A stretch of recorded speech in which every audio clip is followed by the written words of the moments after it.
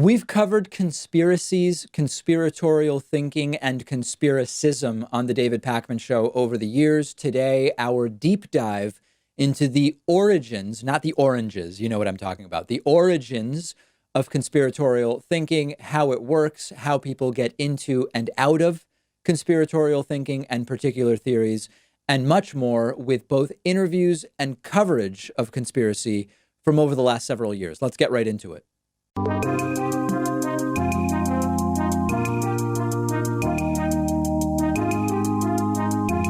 The David Pakman Show at davidpakman.com.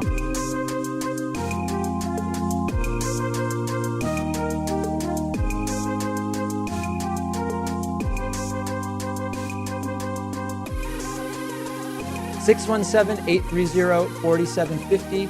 Here's something risky. We're going to take our next call from country code 49. I have no clue what country code 49 is. But where is country code 49 and who is this? Hi, this is Daniel speaking, calling from Germany. Can you understand me well? We can understand you fine, Daniel. Go ahead. Perfect. Okay, so my question isn't about American politics. I hope that's okay. Well, let's see what the question is, and then we'll evaluate. The question is, maybe you've noticed that Republican guy, Paul Nealon, posting this list on Twitter of Jews who attack him on his statements? I have not seen that list of Jews, no. Okay, so something that I noticed recently is in the wake of the alt-right that this rhetoric of, Jews controlling the media and all that stuff is becoming even more prominent and getting into the mainstream. And together with that is also things like Holocaust denial or other just ridiculous stuff. Right. What is your opinion on engaging this sort of stuff? Is it worth even trying to debunk it, or would you just try to ignore it all along? No, I think it's tough to go head to head and try and debunk that stuff. So I think a better general practice is not to get involved.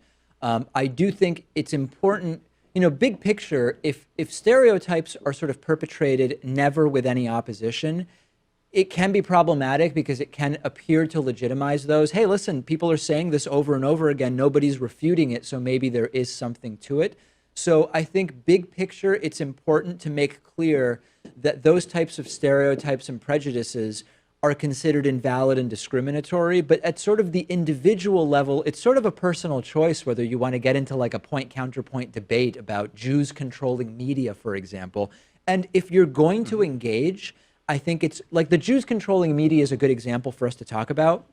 One approach would be to try to give counterexamples of how Jews don't control media or something like that, but that's never going to convince a conspiracy theorist.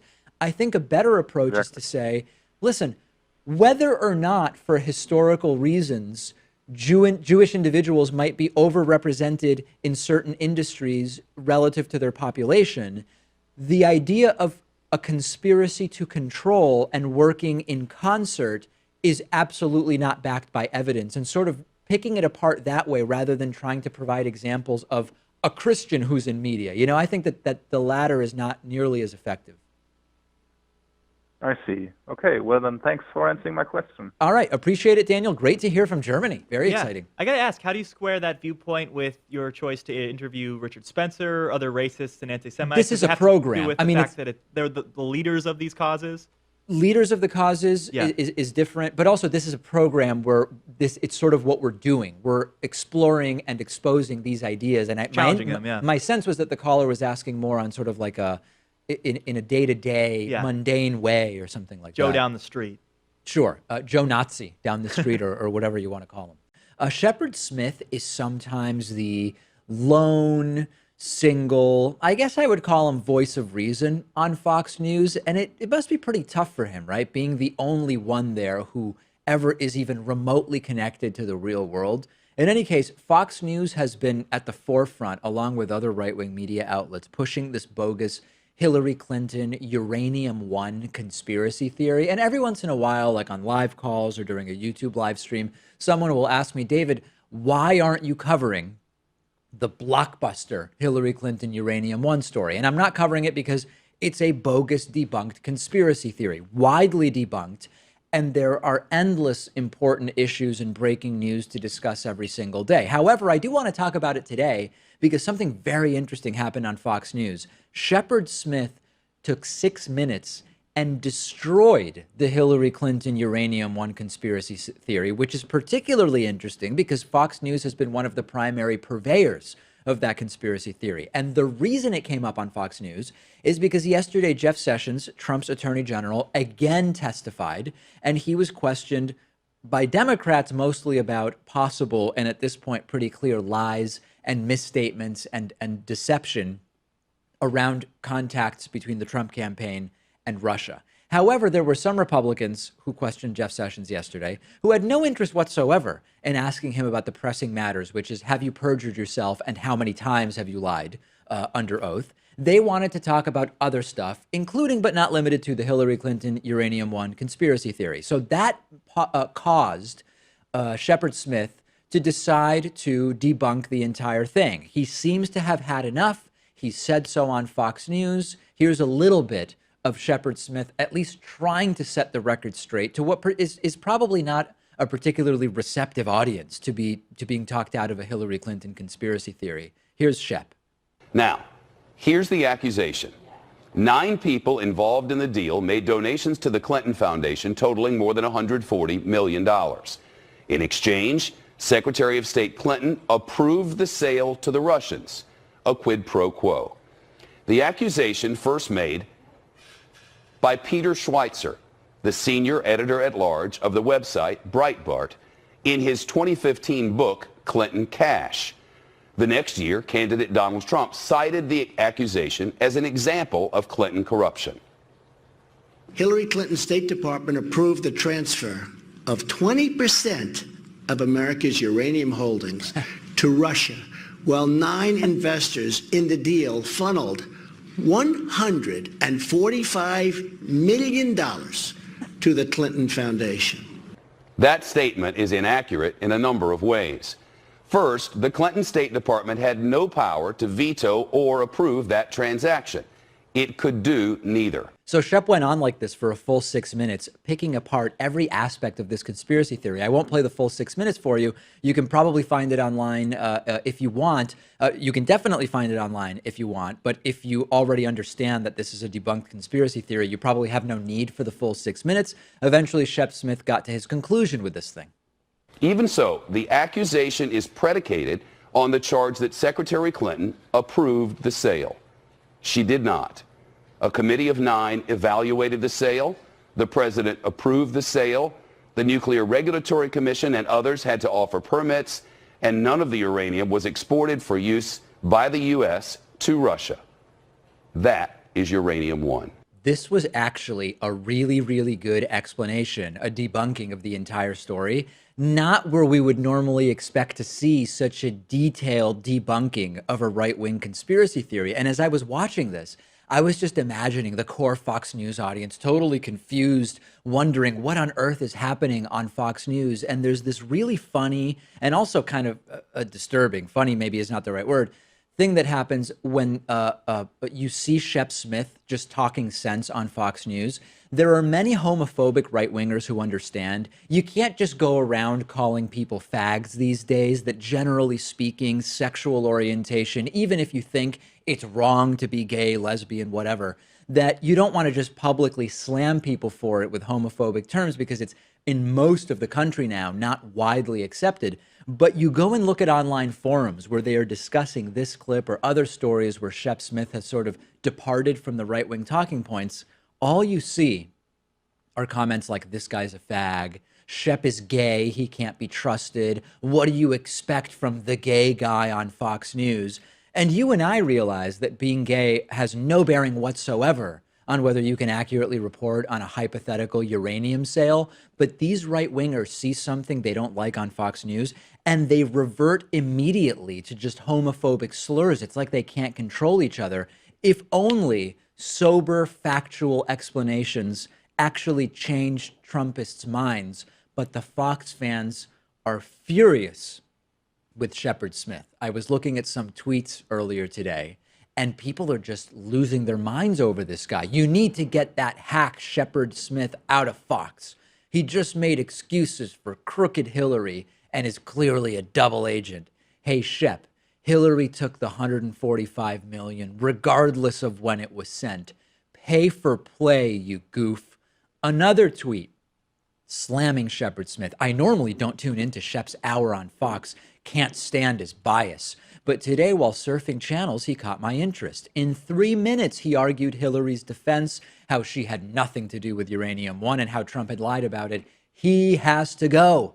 Turning on Shep very quickly. And what's really funny is if you're watching TV with us right now, I have on screen a still shot from the Sean Hannity program. On the one hand, you've got Shep Smith completely debunking Uranium One. And then on the Sean Hannity program, you have something like out of A Beautiful Mind, the story, the film with Russell Crowe. It's this crazy flowchart of conspiracy that was taking place on the exact same channel where Shepard Smith completely debunked the story. And then on Laura Ingraham, Fox News' newest host, she was all over the Hillary Uranium One thing. How stupid does it make the network look when in the afternoon, Shep Smith completely and totally debunks the conspiracy theory, and then Sean Hannity and Laura Ingraham just go back to talking about the conspiracy theory like the debunking never happened? And the truth is that for the Trumpists and for the Fox Newsers who didn't see Shep Smith's debunking, it's like it didn't happen. And my only question is, how does Shep Smith get away with this? And I had a few thoughts about it. One possibility, maybe Shep Smith's contract protects him and he can say whatever he wants and he can't be fired. I don't know. I don't know what his contract looks like. Another option is that Fox News has sort of calculated. They say, listen, way more people watch the evening stuff than Fox News during the day. So let's let Shep say whatever the hell he wants, and then few people will see that. Everybody will see the Hannity stuff and the Ingraham stuff, and then we can claim that our network is an incubator of a variety of opinions because we're allowing Shep Smith to do this stuff. I don't know the answer, okay? I don't know why it is that Shep Smith is allowed to do this stuff year after year. Maybe it's because he doesn't do that much of it. It's like every 6 months we talk about him. It's unclear, but a very good job done by Shep here debunking this conspiracy theory. Send me your thoughts. I'm on Twitter at @DPakman. We'll be back after this. The David Pakman Show at davidpakman.com.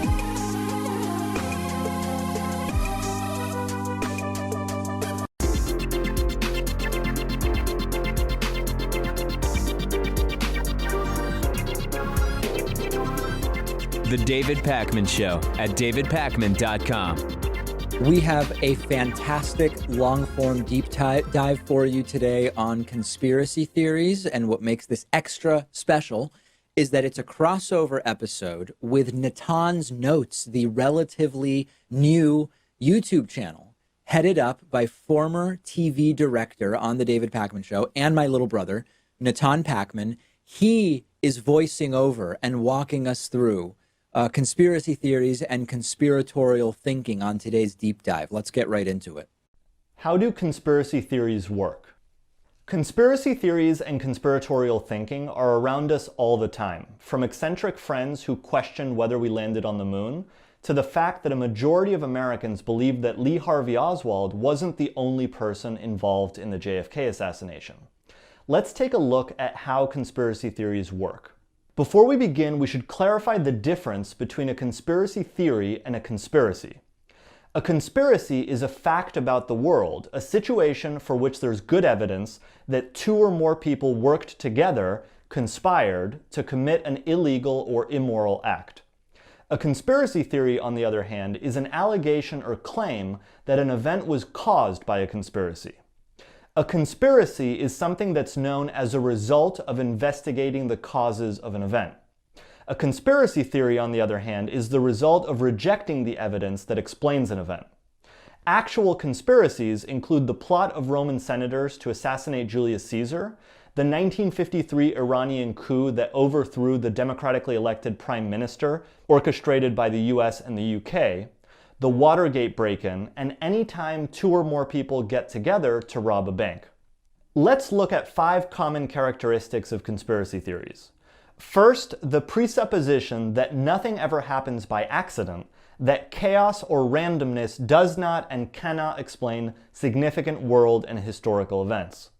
Most conspiracy theorists would accept that any one of us could get hit by a car while crossing a street due to completely accidental or random causes, like the driver having the sun in their eyes for 3 straight seconds right as you cross the street in front of them. But the conspiratorial worldview is that events of major significance, at least significance to humans, never occur this way. More on why this is later. Second, the idea of a small group of people in power pulling the puppet strings behind the scenes.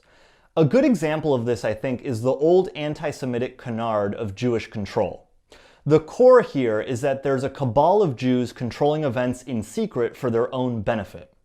So it's been said that Jews controlled the media, the Federal Reserve, Wall Street, Hollywood, that they were behind historical wars and revolutions, and even that they seek world domination. The most influential expression of these ideas is the Protocols of the Elders of Zion. The text was a hoax plagiarized from earlier sources, first published in Russia in 1903 and purported to be the minutes of a meeting of Jewish leaders at the end of the 19th century conspiring together to take over the world. It's been debunked many times, but its popularity and influence continues to be significant. Henry Ford funded the printing of 500,000 copies that were distributed in the US in the 1920s, and it was cited in Hitler's Mein Kampf and in Nazi propaganda. More recently, it was referenced in Hamas's charter and continues to be read in multiple languages. And this is a feature of most conspiracy theories, that a small and powerful group, supposedly the Jews in this particular case, have orchestrated a big, nefarious scheme behind closed doors. A third common trait of conspiracy theories is that official stories are considered to be propaganda used by those in power to brainwash most of the general public. Think about, for example, the Warren Commission report, an 888-page document submitted to President Lyndon Johnson in September 1964, concluding that Lee Harvey Oswald acted entirely alone in the assassination of JFK. Attacking the Warren Commission and its report is a key feature of JFK assassination conspiracy theories. One of the main points is the single bullet theory, often ridiculed and called the, quote, magic bullet theory, which the report used to explain how one of the 3 bullets fired by Oswald hit Kennedy's neck and Texas Governor John Connally's chest, wrist, and thigh. The supposed implausibility of the same bullet behaving this way is commonly cited and was even the focus of a key scene in Oliver Stone's JFK and a parody scene in an episode of Seinfeld. Now, to any of you wondering whether only magic could explain what this bullet did, it's been modeled and analyzed many times and found to be completely consistent with the laws of physics. Fourth, skepticism. Now, this is actually pretty interesting.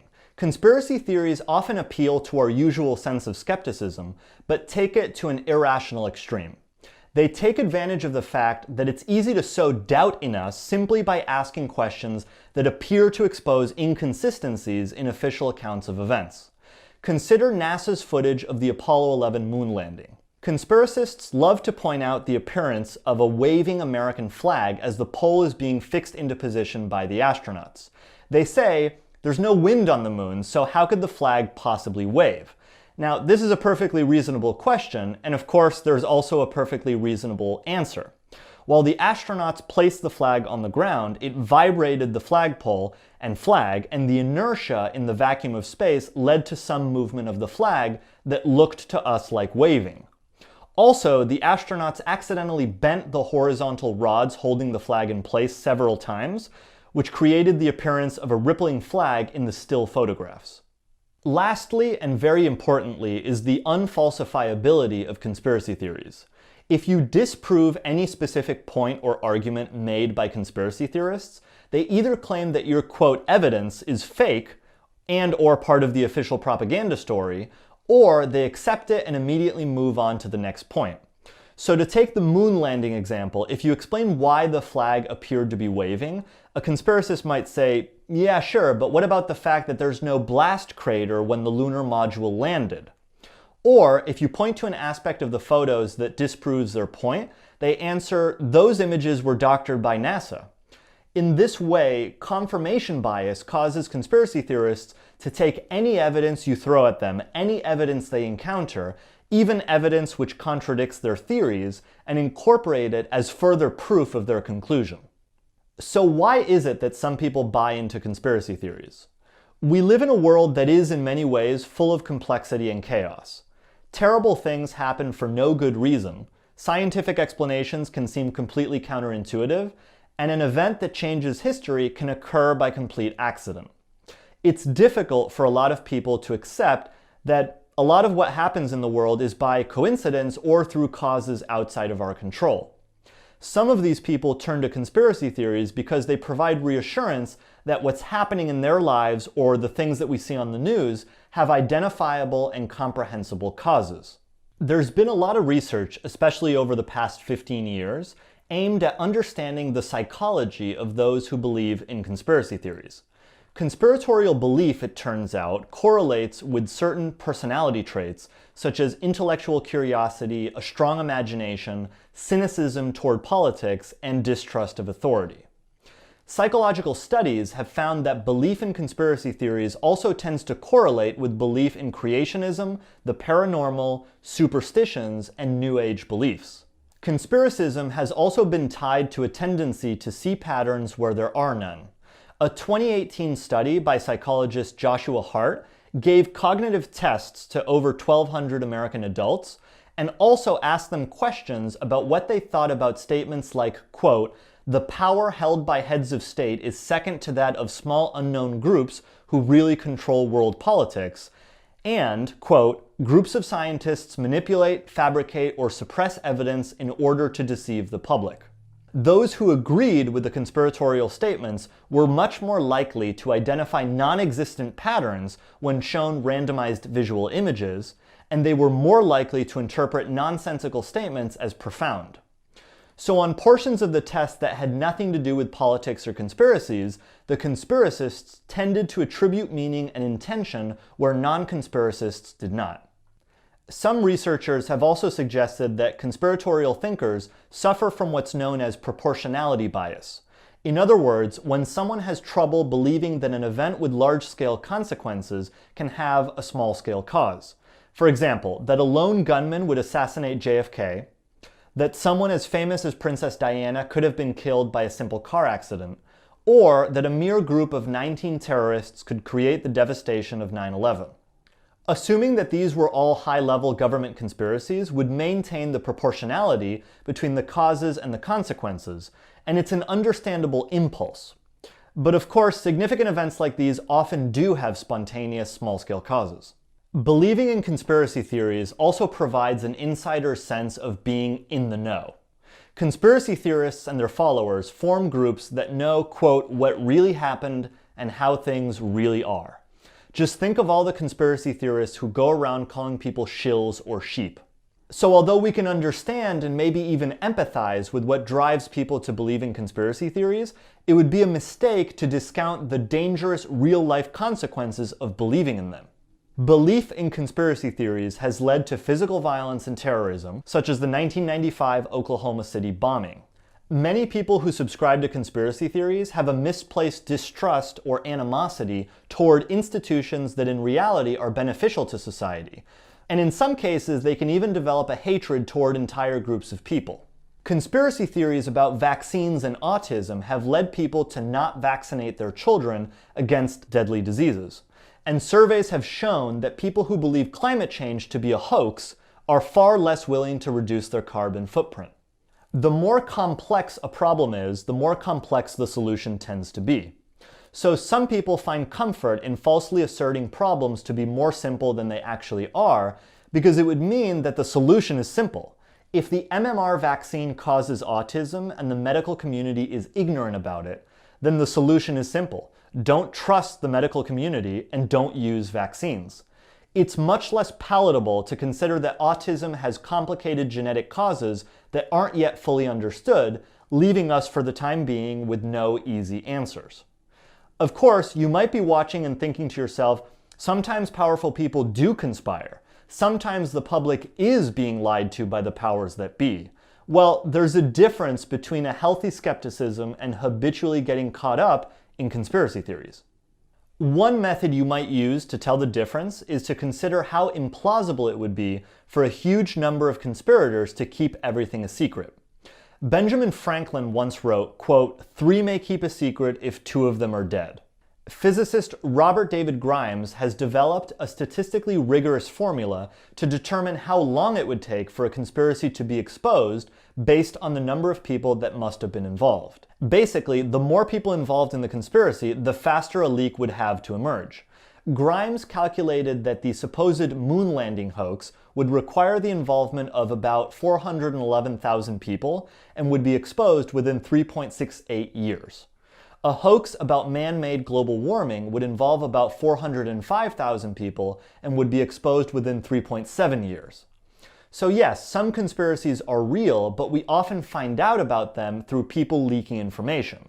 And we need to be reasonable about how improbable it would be for there to be no leaks whatsoever over an extended period of time from a supposed conspiracy that involves a great number of people.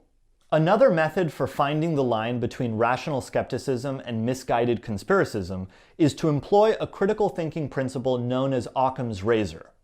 Occam's razor essentially suggests that all things being equal, we should favor explanations that require the fewest assumptions.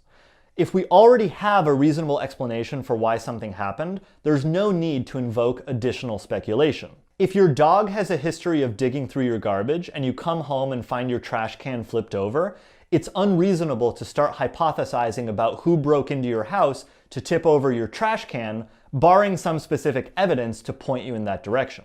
We can also identify improbable conspiracy theories by recognizing when a conspiracy theorist is frequently and fallaciously appealing to vagueness. They try to explain something complex by giving reasons that are even more complex and nebulous, leaving endlessly branching explanations without ever arriving at hard facts or evidence. Skepticism deals with facts, proving facts, describing facts, questioning facts, while conspiracy theories are generally more concerned with attributing motives and analyzing an event in terms of its meaning and significance, and how it fits into a larger narrative. As humans, looking for patterns is in our very nature. But it's also possible to overdo it and connect dots that have no business being connected. And like I talked about, there are studies pointing to the notion that there might even be broader personality traits at play that cause people to go down this road. We have to acknowledge that we live in an unpredictable world filled with randomness, coincidences, and accidents that can have hugely profound consequences. And jumping to unsubstantiated conclusions about conspiracies is almost never going to get us closer to understanding how things really work or solving our problems. The David Pakman Show at davidpakman.com.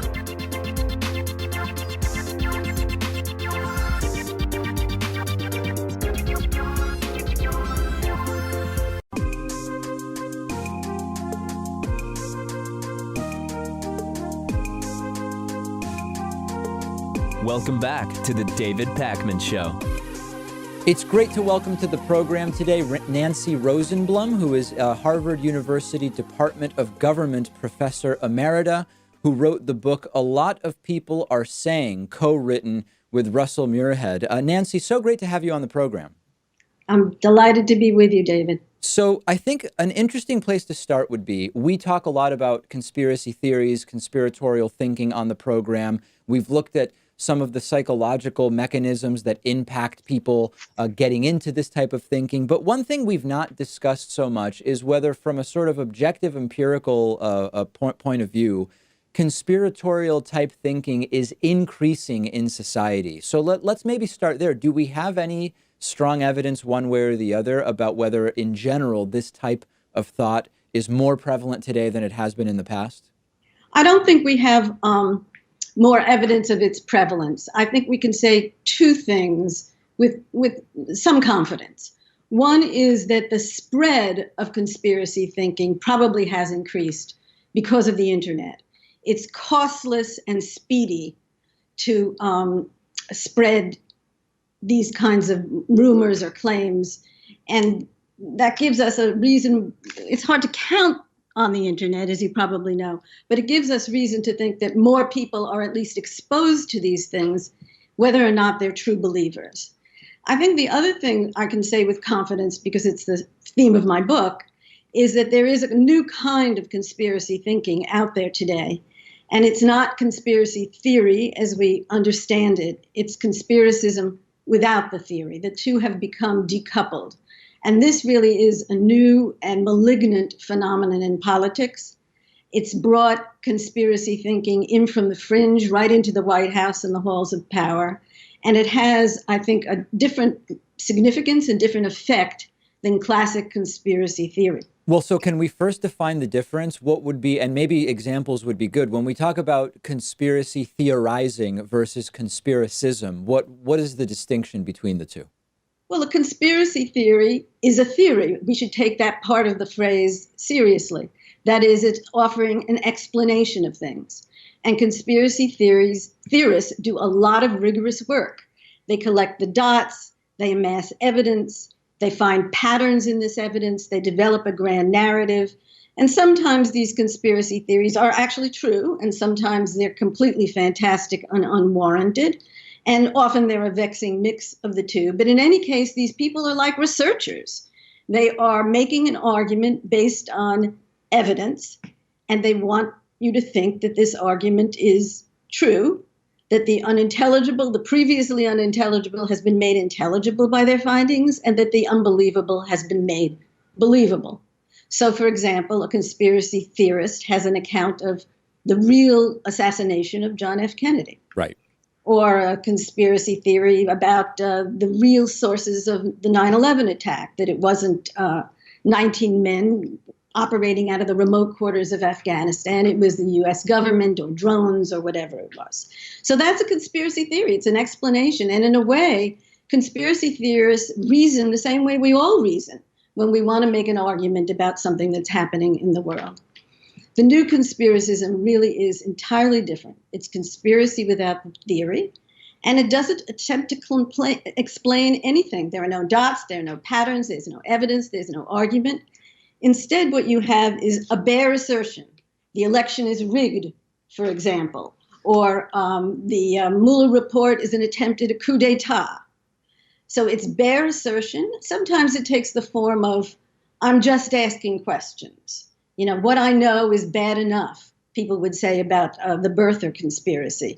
What I know is bad enough, but I'm just asking questions. What I really want is to know a lot more.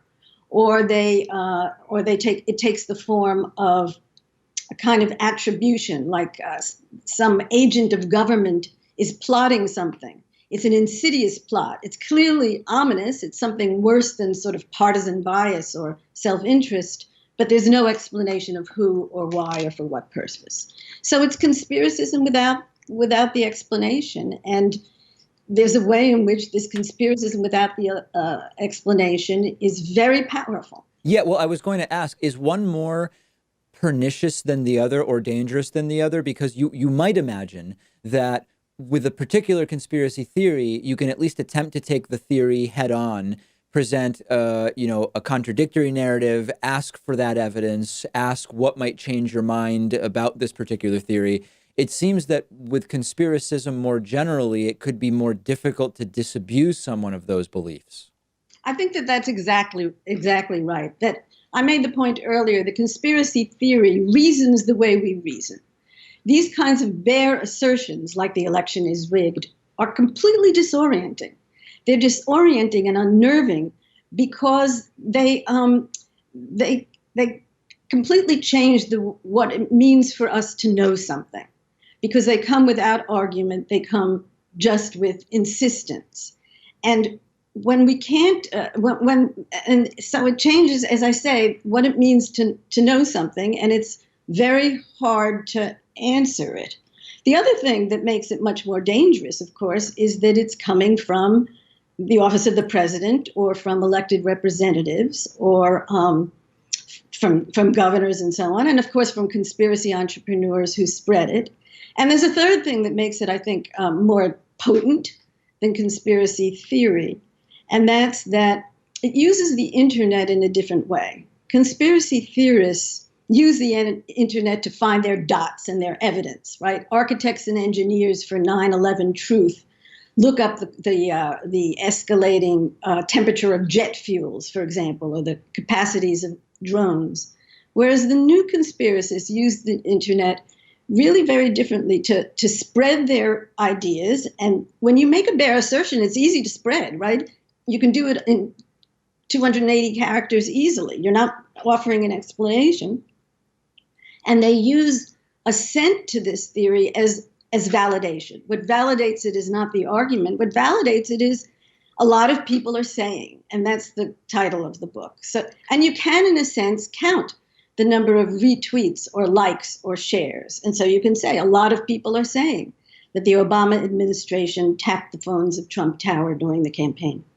Yeah, my sense when I've talked to conspiracy theorists is that they do care and are genuinely invested in the truth or falsity of what their assertions are.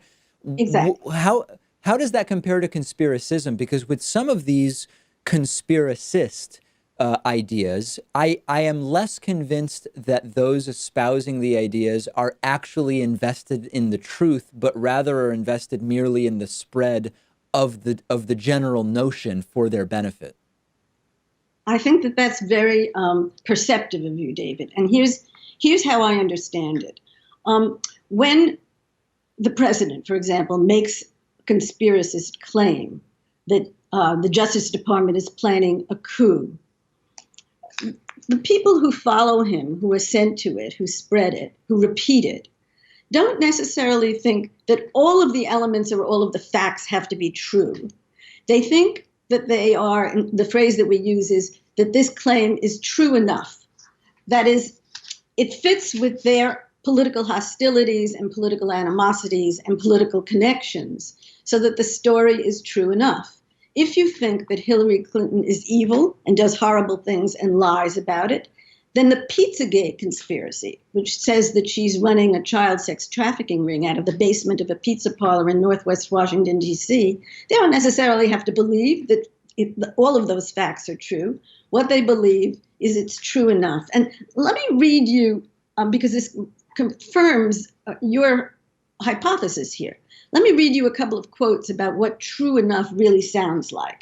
So, Republican representative in Congress was asked about the allegation that the Democratic Party had actually conspired to create that clash between white nationalists and protesters in Charlottesville in 1917. And the representative said, "I'm not saying it's true, but I'm saying it's completely plausible." I'll give you another example. When Sarah Huckabee Sanders was asked about Trump's tweet of a video that falsely purported to show a Muslim immigrant assaulting someone, she said, "Whether it's a real video, the threat is real." And this is the point, that it's true enough. So probably there are some believers who think every element of something like Pizzagate is true. And in fact, an armed gunman went to the pizza parlor and shot up the place because he went to rescue the children.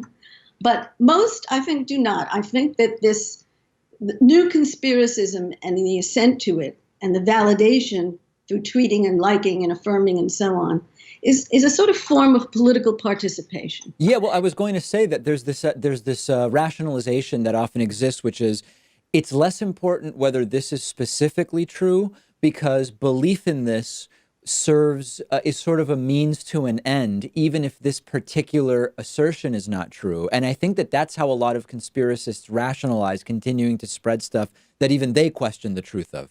I think that's right. And so then the question becomes, why is this so dangerous? What's happening? I mean, we could look back and say it's absurd. We could say it's a new and sort of malignant form of political expression, but we haven't gotten at why it's really dangerous, why we should care about it, and why I think it's one of the most prominent and underassessed elements of American politics today, the spread of conspiracism. And I think that what it does, besides disorienting us, is to delegitimate foundational democratic institutions. And the most obvious is all kinds of knowledge-producing institutions have been delegitimized by these conspiracist claims. The most obvious and publicized is fake news. Fake news doesn't just say that they're erroneous or making up partisan stories. Fake news really says that there's a conspiracy in the mainstream media to denigrate the administration, and that the newscasters are enemies of the people. But that's just the most obvious. Every time when Trump says, for example, that he had the biggest inaugural crowd in history, and then the National Park Service photograph showed that it was a modest crowd, what did he do? He said that the National Park Service doctored the photographs. This is a conspiracist claim, and it undermines the meaning and the value and the authority of the National Park Service. And the same thing is true when he attacks the FBI or national intelligence estimates. When the National Intelligence Director, Dan Coats, issued his annual threat assessment and said that climate change had become a security threat for a variety of reasons, the administration said he should go back to school. What does the National Intelligence Director know?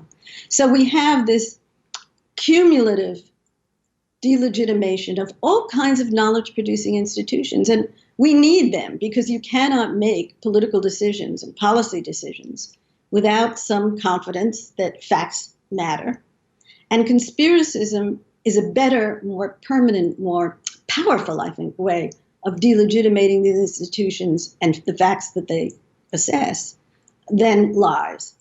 Trump's lies come and go, for example. They're fact-checked or they're not, but they're hard to keep up with. I think the New York Times said something like 10,000 recently. Yeah. But his conspiracist claims, and the ones that are supported by his followers and by many Republicans today, they're pretty permanent. The same ones go on and on. They have traction. He comes back to them again and again. And they do this delegitimation. Nancy, in the limited time we have left, I'd love to just briefly hear, what are the techniques, if there are any, that you have found to be effective in getting people away from conspiracist beliefs and a sort of conspiracist framework? Well, to some extent, it's the same as combating lies. I mean, there's a kind of fact-checking that can go on. I would insist that you will never get at the people who are supporting Trump and other conspiracist claims for political reasons. Right. This is a kind of entrenched polarization. So the question is, can you immunize or give some confidence to the rest of the public who really gets sort of disoriented by these wacky claims and who, I think, turn off politically? And it's really just, I think, a matter of giving people confidence in their common sense. Because that's what these conspiracist claims do. They delegitimate institutions, they delegitimate political parties and political opposition, but they do it in a way that offends common sense. That's why we're so disoriented by it all. And I think some confidence in common sense that comes about by speaking truth to conspiracism is the best thing we can do. We've been speaking with Nancy Rosenblum, Harvard University Department of Government Professor Emerita, who wrote the book A Lot of People Are Saying, co-written, of course, with Russell Muirhead. Nancy, such a pleasure having you on. I appreciate it. And you were a great questioner, David. Thank you. The David Pakman Show at davidpakman.com.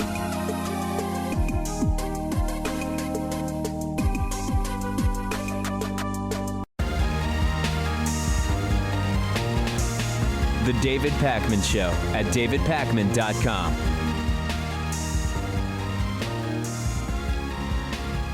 (617-830-4750). Let's go to our next caller from the 505 area code. Caller from 505, go ahead. Hey, David, this is John from New Mexico.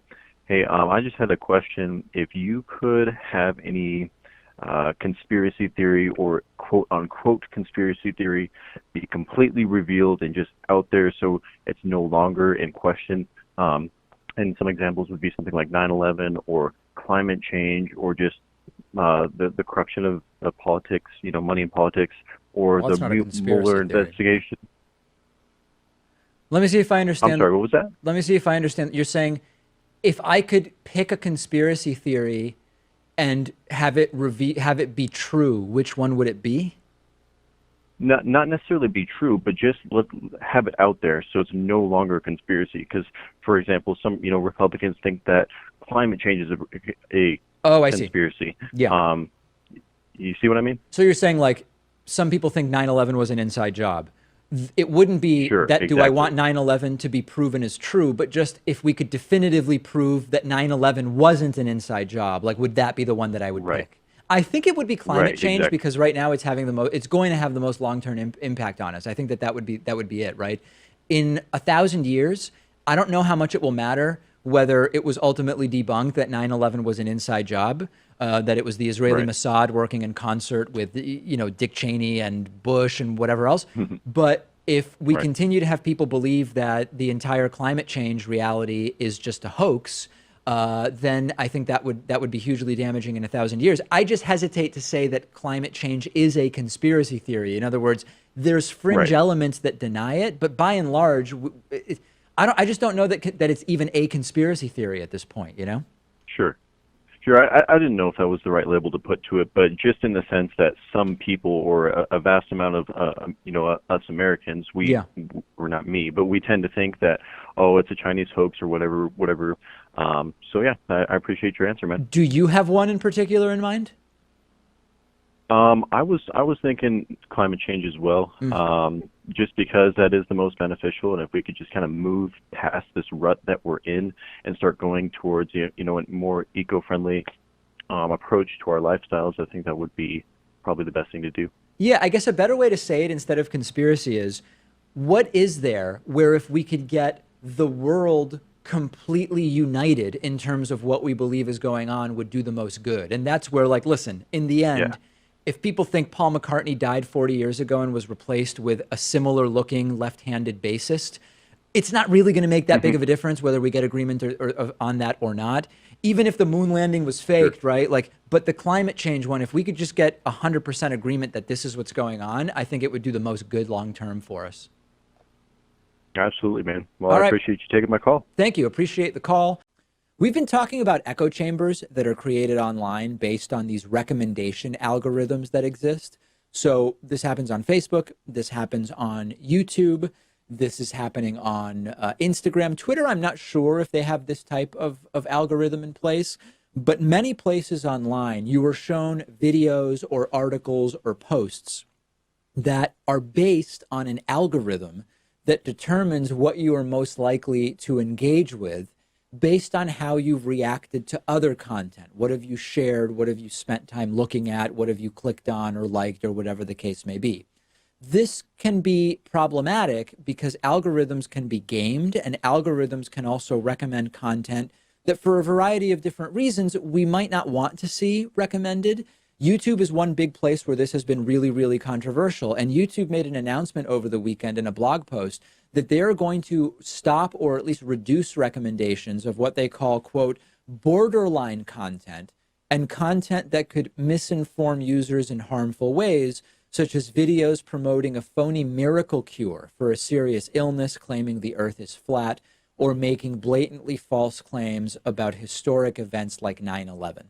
So the idea here is, if we look at Alex Jones as an example, before he was kicked off of YouTube, the idea is there are some very widely viewed videos, for example, about Sandy Hook shooting conspiracy theories.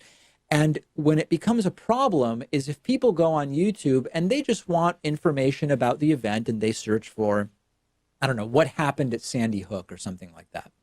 They could get a conspiracy video of Alex Jones claiming it was a false flag with paid crisis actors. It didn't happen in the way that supposedly the news tells us that it happened. That's an example. What YouTube is saying is not that they're going to ban the content itself unless it violates terms and conditions, which is sort of a different story. But what they're saying is they'll tweak the algorithm so that if you're just searching around for information on some of these topics, you're not going to get conspiracy videos placed in front of you. How much content will this impact? YouTube says that this will impact less than 1% of all content on YouTube. And again, this is not about whether the content is or isn't allowed. That's not changing. The reactions have been pretty predictable. Some so-called free speech absolutists are saying it's censorship. This is an attack on constitutionally protected free speech. And they're saying all of the things you would anticipate they would say. Other people are saying, well, hold on a second. YouTube can decide what content it wants to promote and what content it doesn't want to promote. The recommendation algorithm is merely how YouTube expresses what it wants to put a spotlight on and what it doesn't. Nothing illegal is happening here. Is this something that could inadvertently hurt people who aren't doing anything wrong? Sure. Yeah. I mean, people spreading misinformation are going to be hurt by this, and they're going to be at a disadvantage. But people who are also doing great stuff are going to probably end up inadvertently caught up in this as well. Here's the reality. The recommendation algorithm on YouTube has always favored some content over others. It's changing all the time. It's never worked perfectly. The David Pakman Show YouTube channel has been hurt by algorithm changes at different points in time. We've had content that didn't do as well because of how the algorithm is configured. We've had content that was pushed viral on a whim that we didn't even understand because of the algorithm. I think that if we are given the choice between knowing more about how the algorithm works and knowing less, I prefer to know more. At least they're being upfront about this tweak. What people need to understand is that either way, YouTube is doing this stuff. I'd rather know about it. People can choose not to use YouTube if they so choose. And I am at risk for sure. And people could say, but David, aren't you going to change your mind about this if it ends up hurting you? You're not going to be so laissez-faire about it. It has hurt me at times. What can I do? YouTube can have an algorithm. It's ultimately up to me to decide, is being on YouTube at all a net positive or a net negative? And I can decide whether to keep putting my content there. I'm going to focus my time on making good content and promoting good ideas. If YouTube becomes too oppressive, if my traffic goes down because of the algorithm, then I'll start looking for other platforms. But the people who are wanting to have it both ways here, saying that companies should be allowed to do what they want as long as they're not breaking the law, but at the same time, YouTube's algorithm can't deprioritize conspiratorial content and sham medical treatments and all of this other stuff. How can you possibly take both of those positions? It doesn't make any sense.